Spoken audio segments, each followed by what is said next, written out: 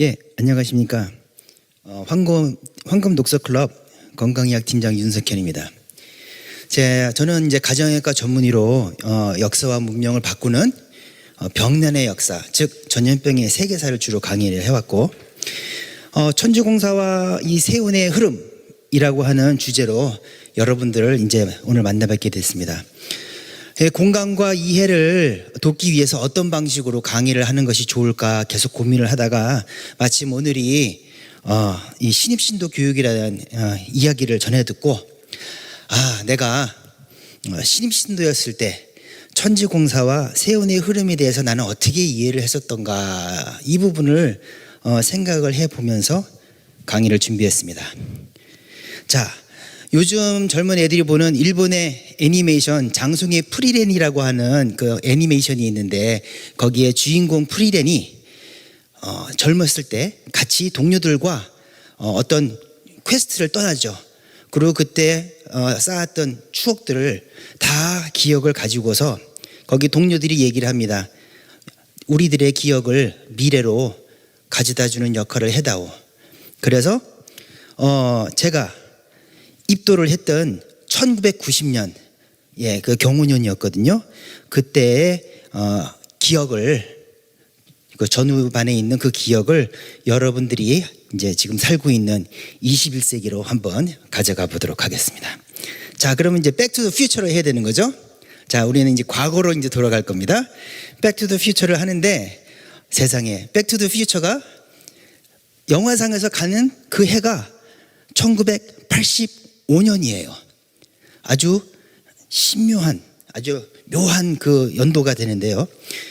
1984년은 아까 말씀을 하셨던 갑오갑자꼬리 할 때 갑자년이 1984년이고, 그 다음에가 을축년이 1985년이에요. 그래서 우리가 아까 60갑자를 얘기했지만 60갑자의 첫 번째 순서가 갑자고요, 전반전이죠. 후반전 첫 시작이 되는 31번째가 갑오예요.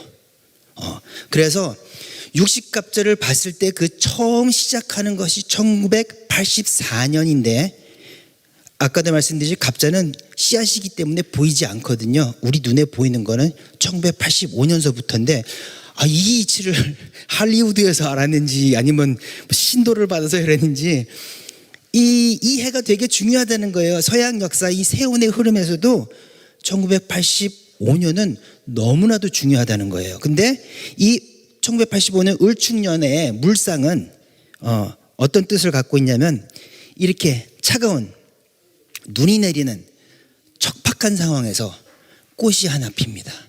희망이 하나 나오는 거죠. 그래서 어려움을 견뎌낸 생명이 올라오면서 새로운 시작을 꿈꾸는 해가 1985년이었던 겁니다.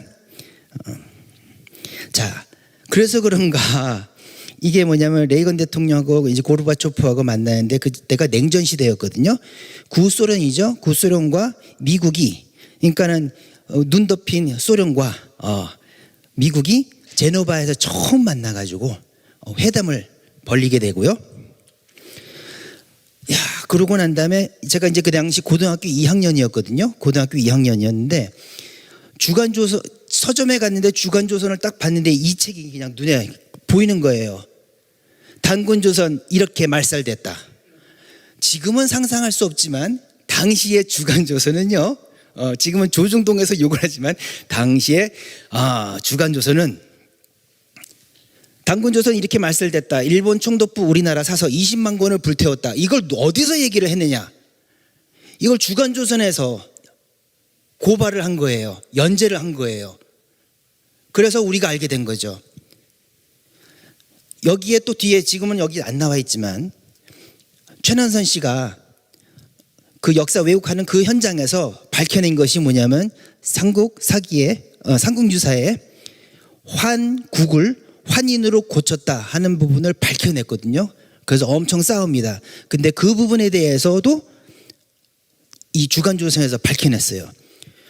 그리고 상해 임시정부의 역사를 연재를 합니다. 이걸 보고서 이제 저는 사실 그 부모님이 미국에서 만나셔서 결혼을 해서 제가 미국에서 태어났거든요. 교포입니다. 교포인데 한국말을 잘하는 교포입니다. 지금 이렇게.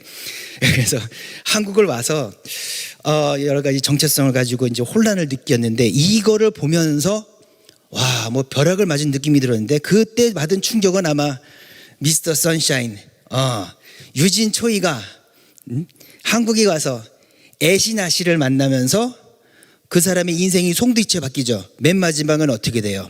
광복, 독립운동을 위해서 독립군으로 뛰죠. 네. 아마도 그때 제가 주간조선을 만났던 그 순간은 미스터 선샤인에 나와 있는 바로 이 순간이었던 것 같습니다. 그러면서 내 인생을 역사 광복에 바쳐야 되겠다 하고 나하고 약속을 했어요. 누구하고 약속한 게 아니고. 예. 자, 그러면 그 다음해인 1986년 병인년입니다. 60갑자의 이제 세 번째가 되는 거죠. 이 병인년은 물상이 뭐냐면 강렬한 태양 아래에서 기운차게 새싹이 올라오는 거예요. 그래서 강렬한 태양이라고 했습니다. 그래서 그때 세계는 어떤 일이 있었느냐? 강렬한 태양이 내리쬐는 멕시코 월드컵에서 강렬한 태양이 역시 떠 있는 디에고 마라도나의 아르헨티나가 우승을 합니다. 예. 그리고 땅에서 뭔가 확 치고 올라오면 지진 같은 일이 벌어졌겠죠. 아까 봤던 동토였던 구소련의 체르노빌에서 원전 폭발 사고가 이때 발생합니다. 예. 그래서 이게 참 묘하다. 그리고 그때 우리나라에서는 1986년 아시안 게임이 열리고 있었던 거고요. 저는 그때 고3이었습니다. 근데 아까 뭔가 새싹이 올라왔다고 했죠. 새싹이 올라왔습니다. 그때 환단곡이 한글 번역본이 임순국 선생님으로부터 나왔어요. 물론 맨 처음에 했던 거는 김은수 그 분께서 제일 먼저 하셨지만 제일 유명했던 거는 정신세계에서 나오는 한단곡이거든요. 그런데 이 한단곡이를 딱 보면서 제가 제일 감명 깊게 읽었던 부분은 환단곡이 태백일사 삼신우제본기 이 부분을 보면서 이거야말로 진정한 한민족의 역사다.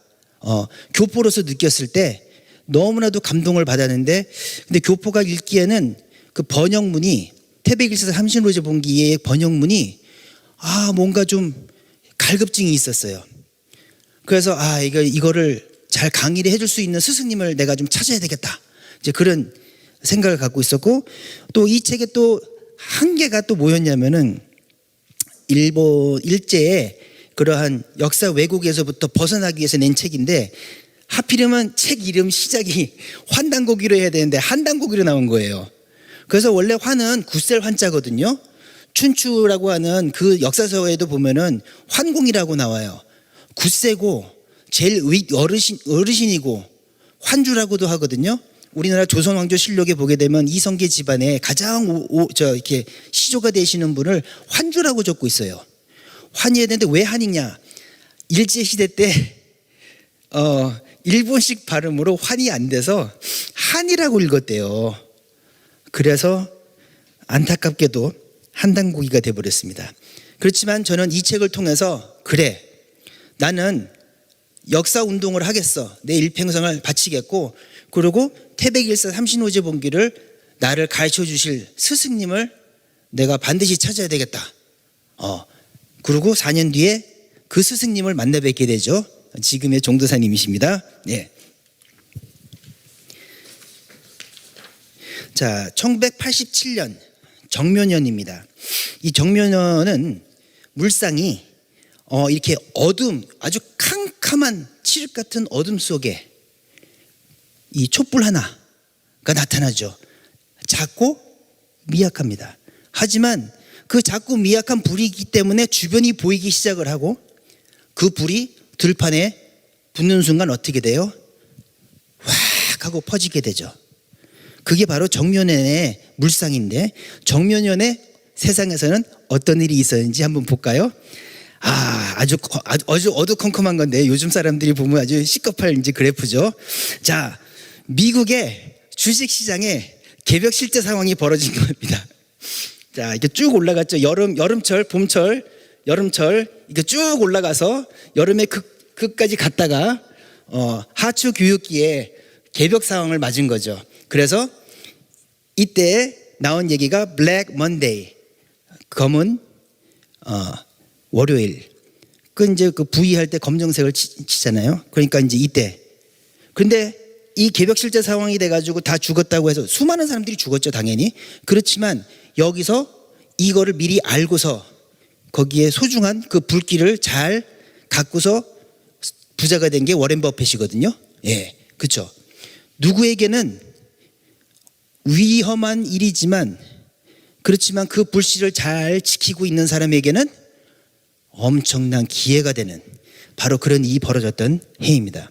그리고 한국에서는 이한년 열사도 돌아가셨고 그때 광주 사태 규명을 위해서 진실을 찾고자 많은 젊은이들이 나와서 데모를 하고 그리고 그래서 결국은 이제 시청 앞에 어린애부터 어르신까지 이제 다 모였는데 그때 이제 저는 재수를 하고 있었습니다. 종로 학원을 다녔었는데 그 건너편이 김영삼 그 민주당 당사가 있었고 거기서 이제 종로 학원을 다니고 있었는데 저는 이렇게 다니고 있었어요. 아무것도 안 들려. 그래서 입시를 해야 되니까 재수까지 하고 있고 그랬지만 마음속에서 뭐가 있었느냐? 그 당시 역사를 관심 갖고 있었던 친구가 또 하나 있었는데 그 친구랑 규원사화와 환동고기하고 두 책 중에 뭐가 정사냐? 나는 규원사화는 수필로 본다. 그렇지만 환동고기는 이거는 컨트롤 C 컨트롤 B한 실록을 컨트롤 C 컨트롤 B 해가지고 모아놓은 책이다. 이제 그런 걸 이제 생각을 하면서 고3을 이제 지냈습니다. 자, 1988년 무진년. 무진년이라고 하는 것은 물상이 용이에요. 산 위에 용이 황색 용이 이렇게 돌고 있어요. 얼마나 영험해요. 그렇죠? 예. 그러한 기운이 들어오는 해가 1988년이고 이때는 응파를 통해서 여러분들이 또 이 시기 앞뒤 부분을 다 또 잘 알고 있으리라 생각을 합니다. 그래서 예, 호돌이 나오는 자, 이제 서울 올림픽이 시작이 되죠. 자, 그리고 이때가 저는 이제 의대를 합격을 했거든요. 의대를 이제 합격을 해가지고 들어왔는데 사실 이때가 제가 제일 마음이 힘들었던 시기였어요. 그 이유는 역사 왜곡이라고 하는 대의를 대의에 인생을 바치고 살고 싶은 혈기왕성한 나 그리고 반면 부모님의 기대에 부응하기 위해서 의대로 온 그 대의를 버리고 의대로 온 나 이 두 사람끼리 엄청 싸우고 있었어요. 근데 이제 지금 보면은 그게 뭐 그렇게 문제가 되냐 하지만 그 당시 격변기를 투쟁을 통해서 살아가던 그 시대 사람들에게는 이게 그냥 대부분의 사람들의 그 분위기가 이런 분위기였어요. 그래서 저도 그런 고민을 하고 있었고 자 1989년 기사년의 물상이라고 하는 것은 이 뜨거운 땅이거든요. 뜨거운 땅 위에 불꽃이 튀는 거예요. 그러니까 이거 뭐냐면 좀 억눌려 있었죠. 뭔가 억눌려 있었는데 밑에 뭔가 부글부글 끓고 있는 건 있었어요. 근데 그렇다고 화산 폭발 정도까지는 아니고 그렇지만 억눌려 있던 것이 뭔가 튀어나오는 이제 그런 해였던 거죠. 그래서 그러면 세상에서는 어떤 일이 벌어졌었느냐? 예, 독일이 동독과 서독 사이에 벽이 있었는데 그 벽이 허물어지는 개벽이 돼버리는 열려버리는 이제 그런 역사적 사건이 있었죠. 자, 그때 저는 의대 해부학 시간을 이제 배우기 시작을 했는데 너무 힘들었어요. 지금처럼 사진을 보는 게 아니고 정말로 수많은 분들의 그 사체를 이제 해부를 해야 되는데 이게 윤리적으로나 이게 너무 받아들이지가 않아가지고 제가 방황을 엄청 많이 하고 또 하면서 그냥 잘 넘어갔으면 됐는데 뭐 이렇게 그 과학적으로 설명이 되지 않는 정말 저 영화에서나 볼 만한 이상한 일들이 나한테 나만이 아니고 그 당시에 한 3-4명한테 이렇게 벌어지는데 4명 중에 3명이 증산도 입도를 했어요. 하여튼 그런 상황들이 이제 벌어지고 있었는데 어떻게 보면 인생의 100분의 1의 시간이 인생을 다 바꾼다고 하는 그런 말이 있거든요. 이거 장송의 풀이에 나온 얘기인데요. 저 또한 이 시기에 제 인생이 송두리째 바뀌는 그 순간을 맞이합니다. 친구가 와가지고 갑자기 시간 있냐고 물어보는 거예요. 그래서 그래 그냥 같이 밥이나 먹자. 그래서 이제 밥을 먹으러 갔어요. 밥 먹고 이제 2층에 그 자판기 커피가 있으니까 2층으로 이제 동아리방이 있는 쪽이었는데 그쪽으로 동아리방 데려가려고 올라갔던가 봐요. 이게 올라가는데 그 친구가 갑자기 하는 말이 뭐냐면, 야 석현아, 하느님이 당신 이름으로 120년 전에 인간으로 오셔서 이 세상 둥글어 나가는 울로 천지공사 프로그램을 짜셨다. 이 얘기를 하는 거예요. 별거 아닌 것 같은 그 얘기인데 우리 내 사수 얘기하면은 난 그런 기억이 없는데 갑자기 말도 안 되는 소리를 하지 마라 하고 소리를 빽 지르더니 쌍욕을 막 하고는 그냥 기숙사로 막 달려가더라는 거예요. 근데 그 다음은 기억이 나요. 내가 집에 와가지고 머리 부둥켜 안고서 덜덜덜 떨었던 기억이 나거든요. 그게 왜 그랬냐면은 그 기억은 나요. 그 친구하고의 기억은 안 나는데 기숙사 돌아와가지고 막 놀랬던 가슴을 이제 안정시키는 그게 뭐였냐면 하느님이 남의 이름이 아니고 당신의 이름으로 오셨다면 이분은 진정한 하느님이에요. 난 옛날부터 그 생각을 했어요. 아들의 이름으로 온다라든지 남의 이름을 갖고 오면 그거는 하느님이 아니죠. 내가 하느님이라면 내 이름을 갖고 오겠죠. 그죠? 그런데 하느님께서 지구에는 왜 오셨지? 이 생각이 드는 거예요. 내가 있었던 학교는 춘천이거든요. 춘천에 대통령이 올 일은 전혀 없어요. 그런데 오는 때가 있어요. 언제냐면요. 홍수가 엄청 나가지고 소양강댐이 무너져 버릴 것 같은 위급 상황이 있잖아요. 그러면 청와대에서 대통령이 오십니다. 그 대통령이 오시면은 와서 뭐 장관들이랑 다 왔어. 그리고 이제 뭐 그 이장소부터 저 시장 뭐 다 오죠. 그러면 그때 명령을 내리죠. 이거를 이렇게 해서 이걸 하고 해결하라고 해가지고 커다란 청사진을 제공을 해요. 그리고 대통령이 거기 계속 계시냐? 아니죠. 다시 청와대로 돌아가십니다. 그래서 통치자가 어떤 이렇게 변방에 있는 곳을 올 때에는 거기에 그건 자연재해적인 위기가 있다는 뜻이거든요. 그러면 하느님은 왜 이 시기에 지구로 오셨을까? 근데 지금 격변의 혼란기를 겪었잖아요, 우리가. 나도 모르게 내 잠재의식 속에서는 이 세상은 하느님이 직접 오셔서 직접 뭔가 튜닝을 하지 않으면 이 세상은 망한다라고 하는 그런 생각이 아마 내 잠재의식 속에 있었던가 봐요. 그런데 그 잠재의식 속에 나만 갖고 있었던 거죠. 누구한테 얘기한 게 아니고 나만 그렇게 생각을 하고 있었는데 그 부분이 건드려져 버리니까 너무 무섭더라고요. 그래서 그 다음서부터 이제 나도 한번 이 하느님이 어떤 분인지 좀 알아보고 싶다. 그래가지고 이제 뒤에 이제 내 사수를 다시 만났는데 그 사수가 나보고 우리 도장에 한번 같이 가보지 않겠냐. 이번에 철야 수도를 하는데 같이 가보지 않겠냐. 그래서 가겠다고 얘기를 했어요. 그랬더니 사수가 되게 놀래더라고요.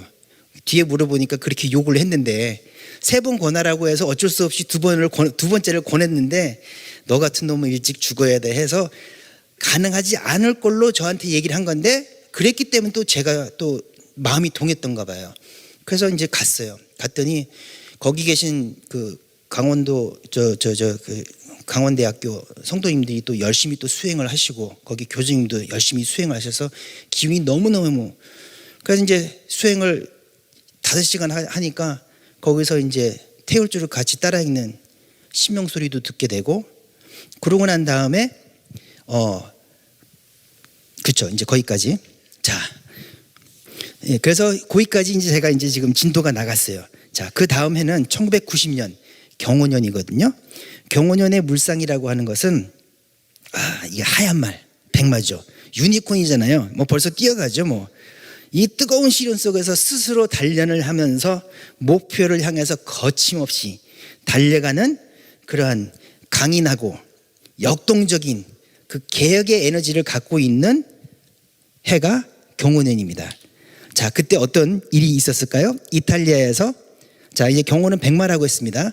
세계에서 어떤 일이 있었느냐? 하얀색 옷을 입고 있는 데가 다 승리를 해요. 자, 이탈리아 월드컵이었는데 독일이 그때 하얀색 유니폼 입고 우승을 해요. 그리고 이라크의 사담 후세인이 쿠웨이트를 침공을 하면서 미국이 이제 걸프전 들어왔죠. 걸프전 들어왔는데 난 처음 알았어요. 하얀색 군복에다가 하얀색 탱크가 있다는 걸 몰랐거든요. 너무너무 인상적이었는데 그때가 경호년이었어요. 예. 자, 그리고 우리 괴정동 본부였죠. 어떻게 보면 여기서 모든 게 다 시작이 되는데 지금도 기억나요. 새벽에 버스를 탔는데 너무너무 추웠던 거예요. 추워서 갔는데 여기가 이제 괴정동 본부 이제 대학교, 정산도 대학교 이제 5기. 자, 여기에 도착을 한 거예요. 지금 저 2층에는 누가 있냐면은 지금 내 와이프가 그 당시 입도를 했었어요. 1985년부터 시작을 했는데 입도를 88년에 시켜줬고 이때는 이제 신도가 돼서 2층 가서 사진을 찍었어요. 그래서 2층에 사진이 있고 저도 여기 있거든요. 어디 있는 것 같아요? 저는 입도를 못했기 때문에 앞에서 찍지 못하고 맨 뒤에 보면 신발장이 있어야 하는데 신발장 앞에 있었어요. 근데 키가 작으니까 이게 사진은 안 나왔는데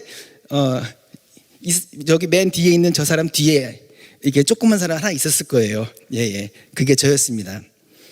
자, 그래서 그때 그 이제 증산도 진리책을 이제 공부를 하게 되었고, 그리고 7월 달인가 8월 달이었는가 그때는 종도사님께서 관통증산도 강의를 하셨어요. 입도도 안 했는데 그것도 또 들으러 왔어요. 너무 궁금해서 그렇게 해가지고는 왔는데 그때 제가 들었던 거는 지금은 우리가 살고 있는 우주의 계절이 있는데 지금은 우주의 여름에서 가을로 넘어가는 시기다. 그걸 하추교착이라고 하거든요. 근데 너무나도 재밌는 거는요. 이 경호가 뭐냐면 경은 그 가을을 뜻하고요. 오는 여름을 뜻하거든요. 경호라는 그 물상 자체가 하추교착인데 그 해에 하추교착기에 대해서 강의를 들은 겁니다. 그러면서 이 하추교착기에는 생사 판단이 되는데 열매가 될 것, 낙엽이 될 것이 나누어지는 그런 시기다. 그런데 상지님께서는 어떻게 우주를 진단을 하셨는가? 하늘과 땅이 병들었다. 이렇게 또 의대잖아요. 천지병 얘기하니까 관심이 가죠. 그렇지. 하늘과 땅이 이렇게 됐으니까 인간 세상이 이렇게 될 수밖에 없지라고 이해를 한 거예요. 그리고 이 병든 하늘과 땅 그리고 인간의 역사를 바로잡기 위해서 코딩을 하신 거죠.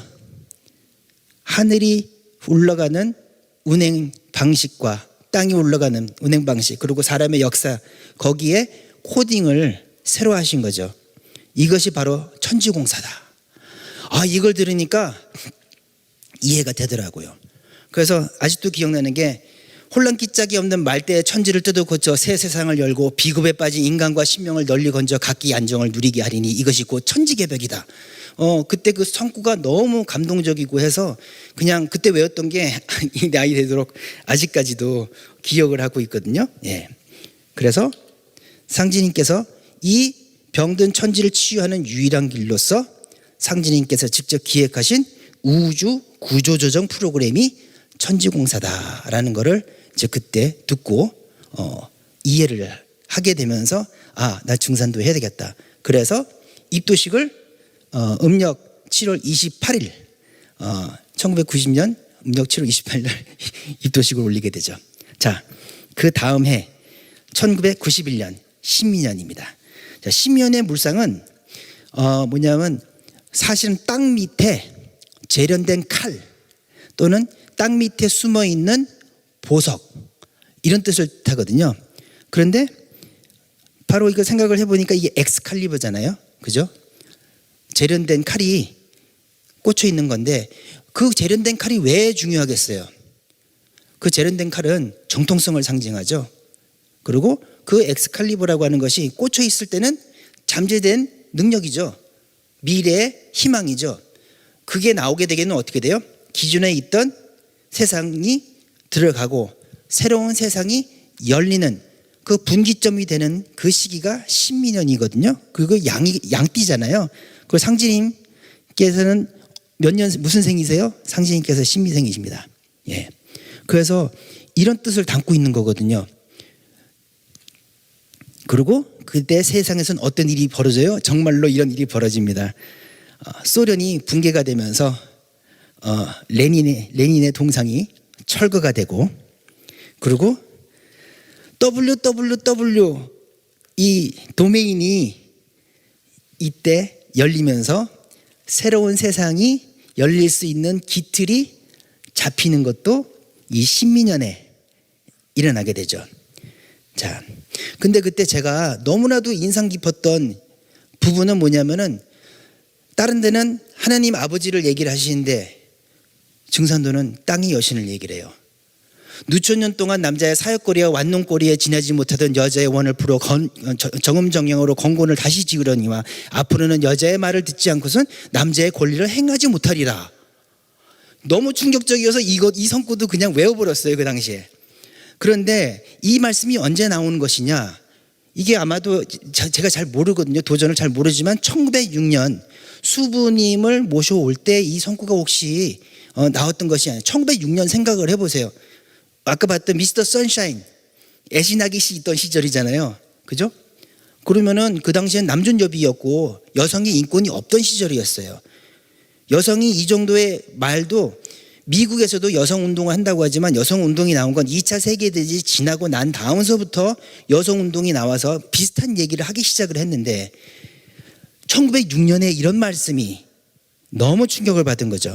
그런데 이 얘기가 너무 난 감명 깊어가지고 사람들한테 얘기하고 다녔는데 1991년은 어떤 상황이었냐면요, 사랑의 모길래라는 드라마에 대바리 아빠가 나와요. 아주 가부장, 꼰대 할아버지의 그 아주 그냥 위상이 잘 보이고, 최민수가 그때 아들이었고요. 그야말로 뭐 지금 보면 다 경악할 정도였는데 그 당시 그게 당연하다고 생각하던 1906년에 상진님께서 천지공사를 보시면서 하신 말씀인데 1991년이 돼서까지도 그게 구현되지 않았는데 이제 35년이 지난 지금은 어떻게 됐어요? 우리 남자 여러분들 밥은 먹고 다니십니까? 그 안정은 보장되십니까? 그 사모님의 그 고양이는 잘 들고 계시지요? 예, 뭐 이런 세상이 됐어요.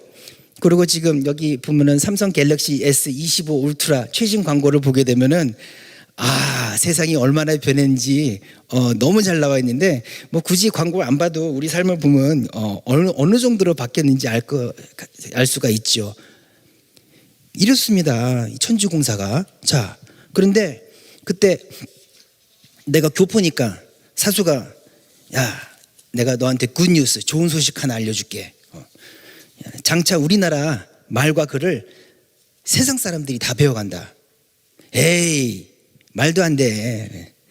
그리고 우리나라 문명을 세계에서 배워갈 거야. 아니, 무슨 소리야, 그게 말이 되냐. 미국에서 태어나서 거기서 있었기 때문에 이 말이 너무나도 와닿지 않았어요. 내가 코리안이라고 얘기하면은 코리안은 그들 머릿속엔 존재하지 않던 나라였어요. 차이니스, 자파니스 거기까지는 갔지만 코리아, what is Korea예요. where가 아니에요. 코리아가 어디서가 아니고 그 코리아가 뭐야? 예. 그리고 우리 위상은 없었어요. 교포들 정말 미국에서 힘들게 살았어요. 한국에서는 야, 거기 가서 성공해서 정말 그래서 많이 뭐 부러워하는데 다 블러프링, 그거 다 허세고요. 실질적으로 교포들 인생은 너무너무 힘들었어요. 대접 전혀 못 받고 정말 힘들게 살았는데 한국말을 배운다고? 그건 교포 머릿속에선 상상할 수가 없었던 일인데, 어머나 시상에 35년 지나고 나니까 이제 외국 애들이 1월 오봉도에다가 이거 백색광이 누구냐 이거 도깨비 그린 사람입니다. 그리고 거기에다 오작도를 설명을 하고, 그리고 어떤 외국인은 보니까 K-팝 디몬 헌터즈에 나온 도깨비에 대한 그 설명이 너무나도 잘못됐다. 이건 역사 왜곡이다. 이건 문화 왜곡이다라고 해가지고 유튜브 올린 사람까지 봤어요. 한국 사람도 아니에요. 종도사님이 야 이건 잘못됐다고 했던 거를 외국 여자가 그거를 막 얘기할 정도로 우리나라 문화를 공부를 했어요. 공부만 한 게 아니죠. 이게 땡스기빙 데이는 미국에서 야 이게 정말 상징적인데 여기에 우리나라 호적도에 있는 더피아 서씨 아저씨가 저렇게 간다는 거는 우리 교포는 상상을 할 수가 없었어요. 그리고 삼신 할머니, 마고 삼신 할머니하고 궁이마마, 소이마마 해서 삼신, 야, 삼신의 후손 여자 3명이서 거기서 노래를 불러요. 야, 이거 뭐 저도 좀 울먹울먹 하는데 너무 야, 이건 상상을 못 하는 거거든요. 근데 안 되는 거를 이렇게 만드신 게 상징님 천주공사입니다. 그리고 이주와 실화냐? 지금 제이슨 황이 어려울 때 삼성의 그 이건희 회장이 먼저 알아보고서 밀어줘서 그 효도 보훈 잔치 한다고 우리나라 와가지고 깐부치킨에서 같이 이렇게 먹는 이런 세상이 돼버렸습니다. 자, 너무 멀리 갔죠? 다시 1992년으로 이제 가보겠습니다. 1992년은 임신년이거든요. 임신년은 어떤 물상이냐면요. 바위산 계곡에서 쏟아지는 폭포수예요. 근데 임수는 되게 깨끗한 물이고 되게 큰 물이라고 해서 바다로도 상징을 하거든요. 이거는 뭐냐? 지금 이게 나야가라 폭포 같은데 이 물길을 막을 수 있나요? 못 막죠. 그래서 임신년은 어떻게 통제 불가능한 힘 그리고 새로운 질서의 시작, 거역할 수 없는 강력하고 거대한 변화가 와요. 그럼 강력하고 거대한 변화가 올 때는 어떻게 돼요? 엄청난 갈등도 있고 뭐가 폭발하죠. 이때 바르셀로나 올림픽이 스페인에서 있었는데 이때 임신년에 LA 폭동이 일어나죠. 이러면서 한국 교포들은 이전과는 완전히 다른 길을 걸어갈 수밖에 없는 그런 세상 울로로 휩쓸려 들어가게 됐죠. 그리고 1992년 한중수교가 일어나게 되죠. 이때부터입니다. 자, 이제 물론 이제 이건 다음번 시간에 할 거지만 상진님께서 천지공사를 보실 때 세상 돌아가는 울로인 세운하고 우리 도판이 돌아가는 울로인 도운 이렇게 두 가지로 나누고 이 두 가지 틀이 흐름이 이렇게 변하는 거를 3단계로 나누셨거든요. 애기판, 총각판, 상실음. 근데 애기판은 일본 사람들이 들어왔다가 다시 나가고 총각판은 미국 사람들이 다시 들어왔다가 나가고 마지막 상실음은 누가 와요? 중국 사람이 들어왔다가 가는 그런 천주공사를 보시는데 그 중국이 들어오는 그 해가 1992년. 그러면 어떻게 보면 상실음은 1992년서부터 시작이 된 것이다. 이렇게도 생각을 해볼 수가 있겠죠. 그리고 임신년은 말 그대로 뭔가 회임하는 임신을 하는 해입니다. 바로 증산도 그 도전 원전이 나오는 해가 1992년입니다. 1929년 대순전경에 나왔는데 그 29를 거꾸로 하면 92죠. 그럼 그렇게 외우면 되게 쉬워요. 그래서 그때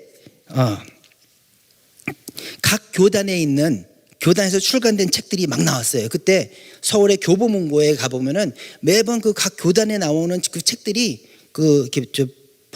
자주색으로 된 책들 그게 엄청 나왔었어요. 그래서 저도 그때 고부인 신정기부터 시작을 해서 그 책들을 저도 사봤거든요. 사서 보고 했었는데 거기에 나와 있는 내용과 김호연 할머니 증언과 또 기타 증언자분들의 모든 증언이 다 하나로 모여서 안경전 종도사님에 의해서 하나의 경전, 통일된 경전이 나온 거죠. 증산도가 통일이 되는, 증산도 천하 통일이 되는 그 엄청난 사건이 벌어지게 되는 것이 바로 이 도전이 나오는 것인데, 근데 이제 제가 어릴 적에 미국에서 한국 왔을 때 제 노할머니가 살아계셨어요. 중조 할머니죠. 중조 할머니가 살아계시는데 그때 한 얘기 또 하고 하는데 아니 우리 노할머니가 했던 얘기가 김호연 할머니 했던 얘기하고 똑같은 얘기가 도전에 나오는 거예요. 그래서 이 책 뭐냐? 그래서 저는 김호연 할머니 그 내용이 나왔을 때 이상하다고 생각하지 않았어요. 노할머니한테 들었던 내용이 나왔거든요. 도깨비에 대한 내용. 그래서 그렇구나. 엄청난 책이 나왔구나. 자, 근데 이 책이 나옴으로써 우리는 어떻게 보면은 천지공사에 대한 그러니까 어디서부터 그 천지공사에 대해서 정의가 무엇이냐 이거를 알 수 있게 된 것은 도저히 나오면서부터입니다. 자, 물론 여기 나와 있는 이 성구는 지금 뒤에 개정판 도전에 나오는 건데, 천지공사라는 단어를 처음 얘기하셨던 건 언제냐면 1902년 상진님께서 전주 구름다리에 앉아서 형렬아 이거 밤 12시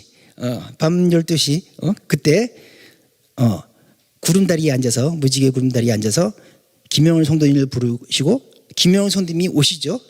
와서 오니까 뭐라고 얘기를 했어요? 그래서 김영을 성도님을 자시에 만나서 새벽에 동틀 때까지 수많은 얘기를 했었는데 그 얘기가 지금 도전에 들어가 있는 건데, 상지님께서 말씀하시기를 그대는 나와 더불어 천지공사를 꾀함이 어떠하냐 하시거늘, 천지공사라는 단어는 존재한 적이 없고 이런 개념은 존재한 적이 없어요. 김용열 성님이 듣고서는 뭐라고 했겠어요? 형님이 대답해 주기를 천지공사라고요? 천지공사라니요? 그게 무슨 말씀이십니까? 하니, 그래서 상지님께서 상지님의 말씀으로 정리를 내려주시죠. 현하의 천지대사가 선천은 운을 다하고 후천의 운이 닥쳐오므로 내가 새 하늘을 개벽하고 인간을 개조하여 성경세계를 이루리니 이때는 모름지기 새 판이 열리는 시대니라. 이제 천지의 가을 운수를 맞아 생명의 문을 다시 짓고 천지의 기틀을 근원으로 되돌려 만방의 새 기운을 돌리리니 이것이 바로 천지공사니라.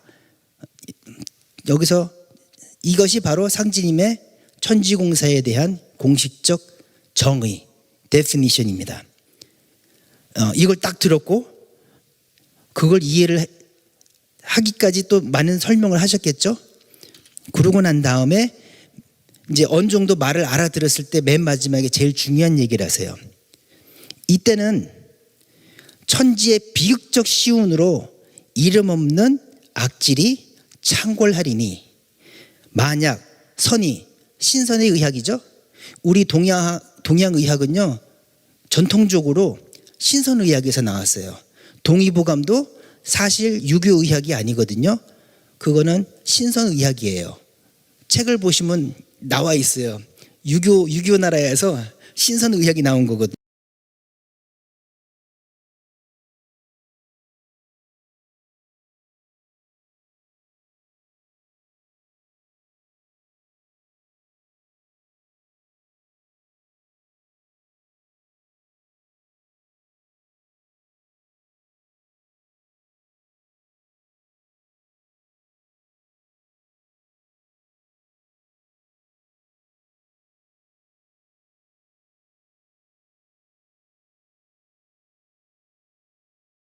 그게 우리나라의 전통인데 선의로서예요. 신선의학수를 가지고 이 아니라면은 만주의 일손이라도 건지기 어려우리라, 이 말씀을 하십니다. 자, 이게 무슨 뜻이냐? 상지님께서는 이 결론 하나를 위해서 가는 과정을 프로그램으로 짜놓으신 것이 천지공사라는 거거든요. 하추교착이 오는 괴질 병겁의 시기에 신선의학으로 사람을 살리는 거를 대전제로 해서 천지공사를 부셨고, 결론은 뭐냐? 천지공사의 대전제는 의온도수라는 겁니다.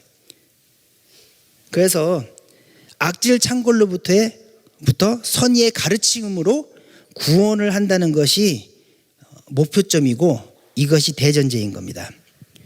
자, 그리고 실질적으로 상지님이 1901년부터 1909년까지 9년 천지공사를 보신 이후로 우리가 살아가는 이 세상의 울로인 세운은 상제님 천지공사 도수 프로그램대로 들어갔고, 실제로 저는 뭐 120년을 살지는 않았지만 이제 150년 산 건 아니지만, 제가 입도한 1990년으로부터 35년 동안 제가 목격했던 세상의 이 엄청난 이 변화라고 하는 것이 우연이 아니었고, 또 실제로 상제님이 이게 봐놓으신 천지공사 틀에서 계속 지금도 믿어지지 않는 불가능하다고 하는 그런 것들이 다 이루어져 가는 것을 지금 보고 있고 놀라고 있고, 자, 그리고 현재 2025년 우리는 신선도수와 의온도수가 열리고 있는 그 역사적인 현장에 우리가 함께 하면서 그 역사가 열어져 나가는 것을 함께 증험하고 있는 것입니다. 자, 그러면은 이제 여기까지 오늘 그 첫 번째 강의고요. 두 번째 강의는 앞으로 그러면은 상실험과 우리 미래는 어떻게 될 것이냐. 그래서 다음 시간에는 만약에 가능하다면 천지공사가 펼쳐지는 그 세 가지 단계, 애기판, 총각판, 그리고 상실험, 그리고 우리는 지금 어디에 서 있는가에 대해서 이런 내용을 가지고서 다음에 만나볼 수 있는 기회가 되면 그때 다시 한번 만나 뵙도록 하겠습니다. 좀 얘기가 길어졌습니다. 강의를 들어주셔서 감사합니다. 고맙습니다. 윤석현 수호사님께 큰 박수 보내주시기 바랍니다.